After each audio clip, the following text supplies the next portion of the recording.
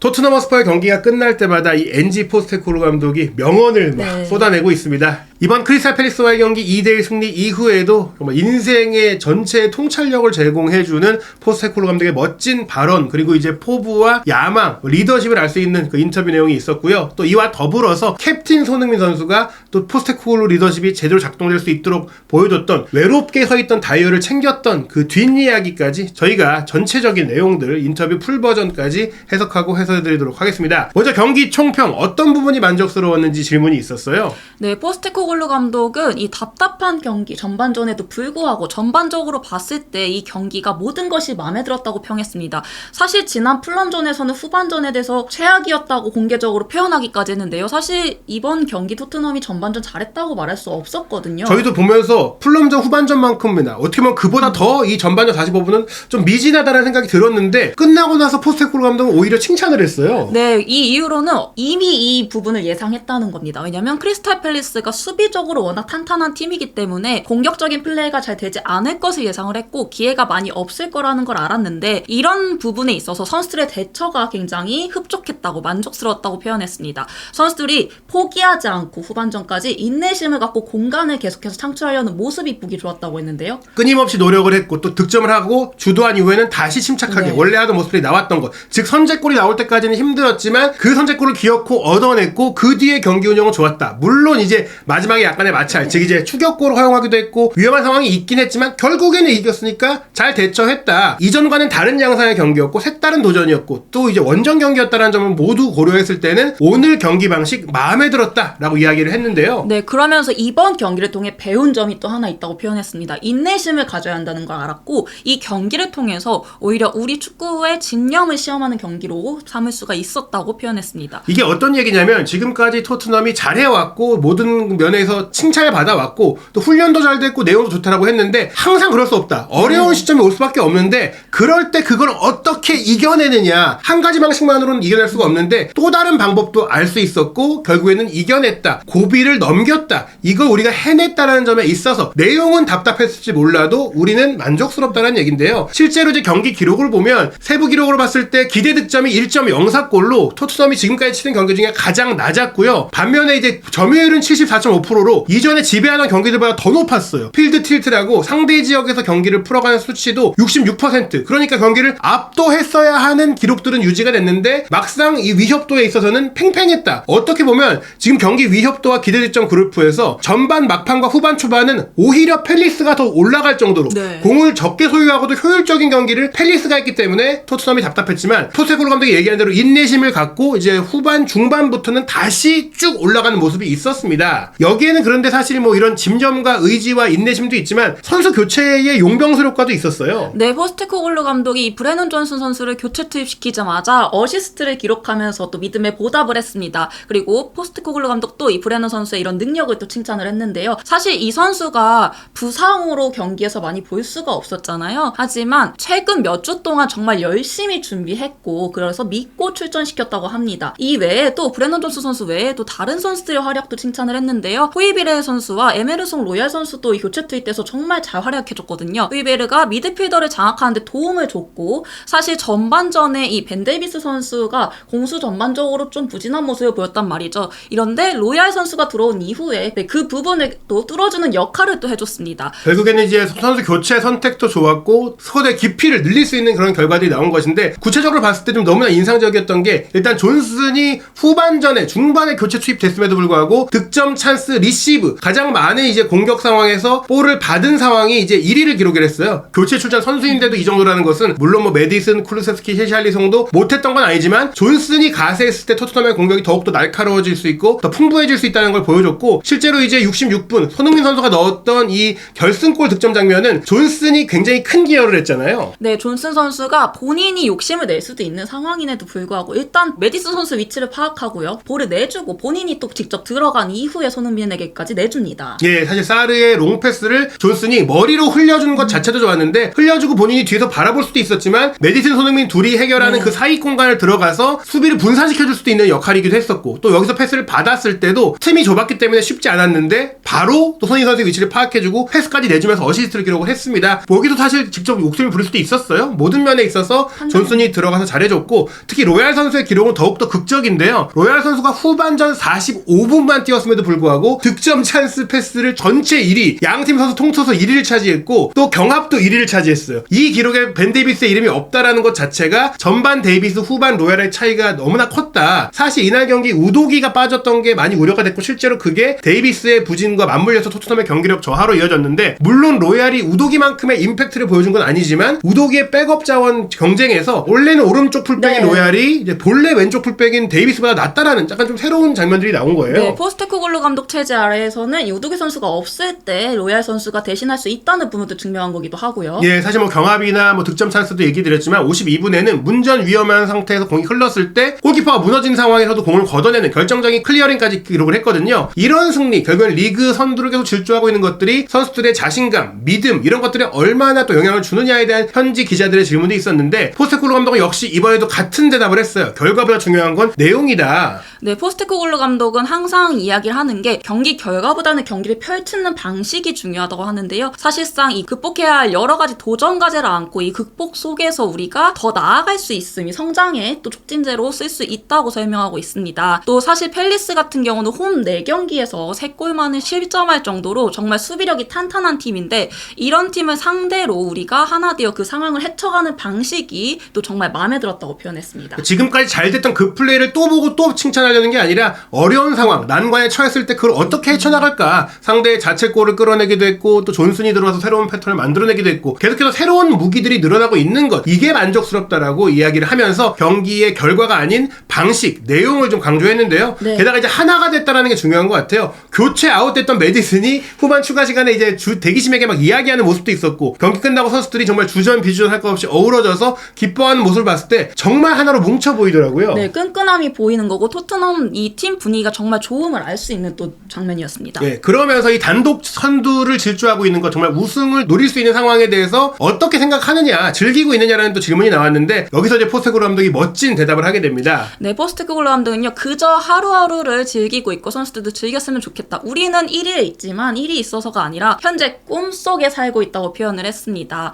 이 환상적인 축구 클럽에서 뛸 수 있고 좋아하는 일을 마음껏 할 수 있다는 건 굉장히 꿈과 같은 일이라고 표현을 한 거고요. 중요한 것은 이 믿고 따라주는 서포터들에게 희망을 주는 거, 우리가 경기력으로 보답을 하는 거고요. 그게 우리의 존재 이유다. 기자는 이어서 이 기세가 6개월에 더 갈 수 있겠냐라고 물어봤는데 여기서 또 하나의 명언을 남기죠. 예, 꿈은 누군가가 깨울 때까지 계속된다. 우리는 계속 꿈을 꾸겠다. 누가 깨우지 않는 한 우린 그 꿈 속에서 계속 살아가겠다라고 했는데요. 중요한 건 이거예요. 우리가 꿈속에 살고 있는 건 일이라서가 아니라 우리가 좋아하는 일을 하고 있기 때문에 네. 그리고 정말 좋은 팀에서 그것도 좋아하는 일을 정말 좋은 팀에서 하고 있으니까 우리는 이거 자체로 행복하다. 근데 이거를 이제 위해서는 이 축구팀이라는 게 뭐 상업적으로 프로가 된 이유가 팬들의 관심과 인기 뭐 이런 그런 응원이 있기 때문이잖아요. 돌려줘야 된다. 팬들에게도 기쁨을 줘야 된다. 꿈을 만들어줘야 된다. 그건 우리가 좋은 경기력을 보여주고 또 이길 수 있어야 된다라는 것인데요. 네. 그러면서 이제 이 선두질주에 대해서 선수들이 너무 들뜨지 않게 하려면 어떻게 해야 되냐. 좀 약간 업될 수도 있을 것 같은데 저희가 느꼈던 게 풀럼전도 이번 경기도 솔직히 중간중간에는 조금 초반보다는 네, 느슨한 거 아니냐 이런 느낌이 있었거든요. 네, 그렇지만 포스테코글루 감독도 이에 대해서 온전히 부인했습니다. 본인이 봤을 때 그런 선수는 한 명도 없었고 이 선수들이 매일같이 훈련을 하고 이 치열한 환경 속에서 경쟁이 치열함도 알고 있고요. 원하는 목표에 도달하기 위해 달리고 있기 때문에 이 들뜸은 보이지 않는다고 또 설명을 했습니다. 팀은 계속 열심히 하고 있고 계속 개선하려는 의지가 매우 강하며 이는 팀 선수들뿐만 아니라 선수들이 또 코칭 스태프에게도 이를 직접적으로 요구까지 한다고 하는데요. 그렇기 때문에 이 선수들이 들뜰 수가 없다는 거죠. 예, 지금 저희가 오늘 경기도 얘기 드렸듯이 새로운 경쟁자들, 영입된 선수들, 부상으로 누가 빠졌을 때 나와서 뛰는 선수들 다 잘하고 있기 때문에 지금 뭐 들떠서 이제 나태해지는 게 아니라 내 자리 지켜야 된다. 내가 저 자리 뺏어야 된다. 내부적으로 뭐 뭉쳐있지만 선의의 경쟁이 잘 되고 있기 때문에 결코 방심은 없다. 이렇게 얘기했는데요. 사실 오늘 경기 포스테코글루 감독이 이겨낸 방식에 대해서 이제 만족했다고 했는데 그렇다면 선수들이 어떻게 그럼 이렇게 경기장 위에서 이겨낼 수 있었느냐 여기에 대해서 정말 기가 막힌 정말 엄청난 명언을 또 하게 됩니다. 네, 사실 경기장에서 본인이 할 수 있는 거는 아무것도 없다는 거죠. 직접 가서 뛰어서 도와줄 수도 없는 일이니까요. 그럼 선수들의 문제인 건데 우리가 매일 하려고 하는 노력들이 선수들이 해결책을 찾을 수 있는 도구를 제공하는 것뿐이다라고 설명을 하면서 이 명언이 또 시작됩니다. 학생에 또 비유를 한 건데요. 시험을 준비하는 학생에게 문제를 직접적으로 알려줄 수는 없잖아요. 풀어줄 수가 없는 거죠. 풀어줄 수 없고 공부를 할 수 있게 도와줄 수 있는 거고 그 문제를 풀어가는 거는 결국 학생들 본인이란 말이죠. 이거를 선수 선수들과 함께 똑같다고 비유를 했습니다. 네, 그러면서 이 문제를 어떻게 처리할지 알고 있고 우리가 연습을 했고 훈련을 했으니까 그 방식대로 해보자. 이게 전부다. 이게 정말 대단한 말인데 실제로 축구의 감독에 대해서 오케스트라의 지휘자라고 표현하는 경우들이 이미 축구계에서 많이 있던 얘기예요. 그건 뭐냐? 지휘자가 사실은 실제 본 공연에서 하는 일은 없습니다. 이 지휘자가 하는 일은 연습 때 맞춰주고 지휘해주면서 그걸 계속 단련해가고 마지막에는 그냥 앞에서 길잡이 같은 것만 해주고 연주는 이제 연주자들이 하는 거거든요. 경기도 마찬가지예요. 어떻게 플레이할지를 연습시키고 알려주고 실제로 경기를 하면은 감독이 얘기를 해도 안 들려요. 뭐 들릴 수도 있겠지만 이게 잘 모른단 말이에요. 그런 과정 속에 결국에는 선수들이 알아서 이제 해결해야 되는데 나는 준비를 시켜줬고 준비시킨 나의 공도 있겠지만 그 경기를 잘 풀어간 건 결국에는 선수들이 잘한 것이다. 선수들 스스로 그런 능력을 갖추었길 바란다라고 얘기를 했습니다. 다만 이런 문제를 해결하는 부분에 있어서 감독은 모든 선수를 공평하게 대해야 하고 잘하는 선수들을 또 기용하는 것이고 그러는 과정 속에 도태되는 선수도 있을 수밖에 없는데 그 대표적인 선수가 지난 시즌에 부주장이었고 주전 센터백인 에릭 다이어거든요. 이날 경기 현장에 이제 유튜버인 상상차라는 분이 현장에서 이제 흥미로운 직캠을 이제 찍어서 올렸길래 저희도 보고 이제 소개를 드리려고 하는데요. 다이어가 이제 경기 끝나고 다들 이제 경기장을 빠져나가는데 쓸쓸하게 썼어요. 사실 뭐 팀이 말씀드린 대로 주전 비주전 다 행복하다고 해도 다이어 정도면 사실 슬퍼할 수 있어요. 네, 사실 오늘 경기 교체 명단에 들어간지도 모르신 분들이 더 많으셨을 것 같아요. 예, 거의 잡혀지지도 않았고 왜냐하면 다이어가 완전 주전에다가 뭐 주장단이었는데 지금 지위가 완전히 하락을 했잖아요. 그런 상태면 분명히 쓸쓸할 수밖에 없고 그래서 선수들이 그 모습 보고 다 그냥 지나갔어요. 네. 근데 유일하게 멈춰서고 뒤에서 백허그를 해준 사람 바로 캡틴 손흥민 선수입니다. 손흥민 선수가 위로해주고 안아주고 장난도 쳤어요. 물론 이런 부분에 대해서 다이어도 잘 받아줬고 이제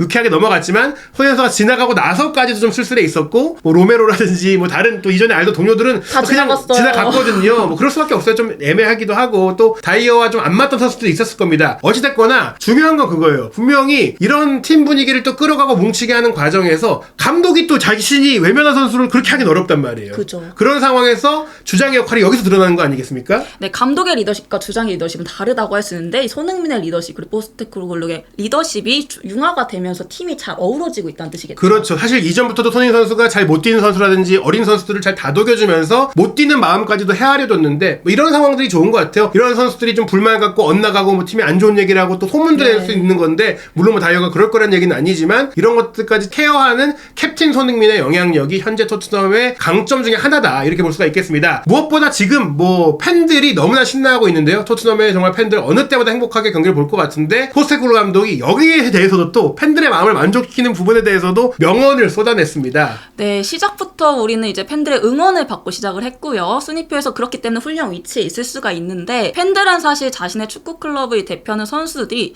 이렇게 모든 것을 바치고 플레이해주는 것을 감사하게 생각한다. 근데 선수들 역시 근데 열심히 뛰어주고 있다라고 설명을 하면서요. 중요한 건 이제 경기도 잘하고 있고 순위도 높긴 한데 정말 중요한 건 팬들이 언제 감동하느냐 잘하고 못하고를 떠나서 모든 걸 쏟을 때 헌신적인 플레이를 펼칠 때라는 거죠. 예, 그러니까 전적으로 헌신하고 모든 가치를 대표한다. 즉 이제 우리가 어떤 결과를 위해 또 약간 비열한 플레이나 좀 그 소극적인 걸 또 하는 게 아니라 가치를 대표하는 거. 팬들이 원하는 건 공격적으로, 주도적으로 신나게 축구하는 거거든요. 그러면서 성과를 내길 바라는 건데 사실 지난 시즌 초반에도 토트넘이 성적은 좋았어요. 큰 차이가 막상 안 나요. 콘테 감독 때도 전반기만 놓고 보면 우승권에 있었는데 문제는 이제 내용도 안 좋고 좀 소극적이고 뭔가 그 답답했던 거고 결국에 무너지고 분열됐던 건데 지금의 토트넘은 비슷한 성적이라고 하더라도 이 헌신성과 가치를 대표하는 공격성 이런 것들을 만족하기 때문이다. 우리가 단지 지금 안 지고 있고 1위라서 팬들이 만족하는 게 아니라 그런 진정성이 전달됐기 때문이다라면서 평가를 한 것입니다. 이런 가운데 포스테코글루 감독이 우승을 장담할 수는 없다고 했지만 우리가 이것만큼은 1위 하겠다. 이것까지 또 포부를 밝히는 정말 멋진 인터뷰를 했어요. 네, 포스테코글루 감독은요. 토트넘이 리그에서 최고의 압박을 보여주는 팀이 되길 바란다고 전했습니다. 압박이 지금까지 우리 경기의 가장 좋은 부분이었을 것이라고 평가했고요.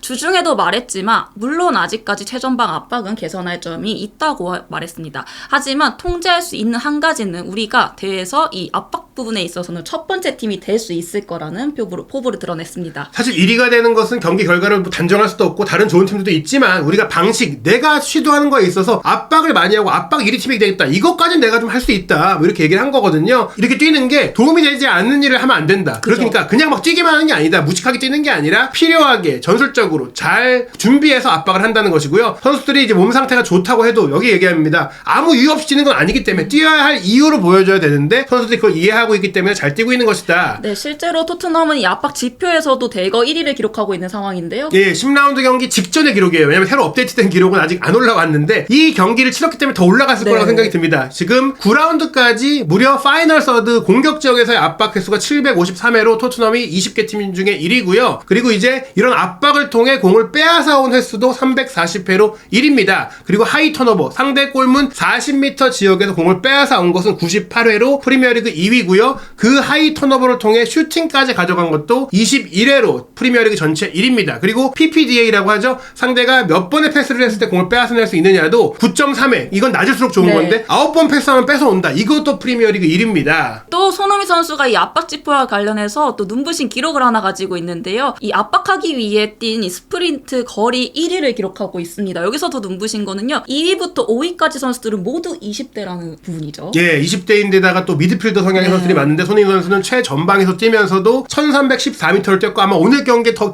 거리가 늘어났을 겁니다. 이런 부분들 결국에 손흥민 선수가 팀의 주장이고 골도 넣었지만 포스테코글루 감독이 추구하는 전방 압박 1위 팀이 되겠다라는 그 목표에도 부합하는 선수이기 때문에 더욱더 사랑을 받고 있는 게 아닌가 싶습니다. 현재 프리미어리그 순위표 살펴보면 물론 토트넘이 한 경기를 더 치르긴 했지만 팀 득점 3위고 또 팀 실점도 3위에 해당하고 있어요. 22골을 넣었는데 토트넘보다 많은 골을 넣은 팀이 이제 에스턴 빌라 23골, 뉴캐슬 24골인데 뉴캐슬은 솔직히 좀 셰필드전 8골이 좀 뻥튀기가 됐다라고 네, 보고요. 그리고 지난 경기도 4골을 넣었기 때문에 그런 거기 때문에 사실 토트넘의 22골을 정말 많은 것이라고 표현할 수 있겠죠. 그리고 꾸준하게 많이 넣고 있는 거고요. 약간 그 기복이 적다. 그리고 실점도 9골인데 맨시티 7골, 아스널 8골 다음 골이지만 분명히 이제 이번 라운드에 맨시티나 아스널이 실점을 할 가능성이 있으니까 실점에서 이제 1위를 차지할 수 있는 가능성이 있습니다. 이번 10라운드 경기 아스널은 오늘 28일 밤 11시에 셰필드 유나이티드와 경기하고요. 맨체스터 시티는 10월 30일 월요일 0시 30분에 맨유와 경기합니다. 과연 이 경기를 리버풀도 노팅엄과 경기하는데 결과에 따라서 토트넘이 또 1위를 얼마큼 안정적으로 지킬지 궁금하고요. 11월에는 3경기를 치르게 되죠. 네, 토트넘은 다음 일정도